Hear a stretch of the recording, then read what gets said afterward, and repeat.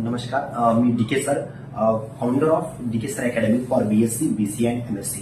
तर लक्षात घ्या की तुम्हाला आता माहित असेल तर सुद्धा नुकतंच आता आपलं जे बीएससी आहे याला एनईपी लागू झालेला आहे. एनईपी म्हणजे काय, नॅशनल एज्युकेशन पॉलिसी. आता ह्यानुसार काय फरक पडला, आता आधी आपण 3 सब्जेक्ट घेऊन सायन्सचे बीएससी करत होतो, तर आता तुम्हाला फक्त 2च सब्जेक्ट चूज करायचे आहे. म्हणजे एक मेजरमध्ये ठेवायचं आणि एक मायनरमध्ये ठेवायचं आहे. म्हणजे याच्यानुसार काय चेंज झालेलं आहे माहिती आहे का, की बऱ्याच लोकांना याच्यामध्ये कन्फ्युजन आहे की सर कोणता मेजरमध्ये घ्यायचा, कोणता मायनरमध्ये घ्यायचा. तर लक्षात घ्या, तुम्ही कुठलाही सब्जेक्ट मेजर घ्या की मायनर घ्या, त्यात तुम्हाला एमएससी करता येईल. ओके, फक्त आता कसं ज्या सब्जेक्टवर तुमची कमांड आहे आणि ज्याच्यात तुम्हाला पुढे करिअर करायचं आहे तर तुम्ही मेजरमध्ये ठेवा आणि दुसरा जो सब्जेक्ट आहे तो मायनरमध्ये ठेवा. म्हणजे फॉर एक्झाम्पल तुम्ही मेजरमध्ये मॅथ्स घेतला तर मायनरमध्ये तुम्ही कॉम्प्युटर घेऊ शकता, मायनरमध्ये तुम्ही फिजिक्स घेऊ शकता. याच्या उलट वाईस वर्सा करू शकता. फक्त तुम्हाला केमिस्ट्री आणि कॉम्प्युटर सोबत नाही घेता आहे. म्हणजे आता हे जे चॉईसेस आहेत, कोणता सब्जेक्ट मेजर घेऊ, कोणता सब्जेक्ट मायनर घेऊ, हे त्या कॉलेजवर डिपेंड आहे. म्हणजे फॉर एक्झाम्पल समजा एखादं कॉलेज आहे ज्या कॉलेजमध्ये कॉम्प्युटर अवेलेबल नाही आहे, म्हणजे फक्त पीसीएमच आहे, तर त्या कॉलेज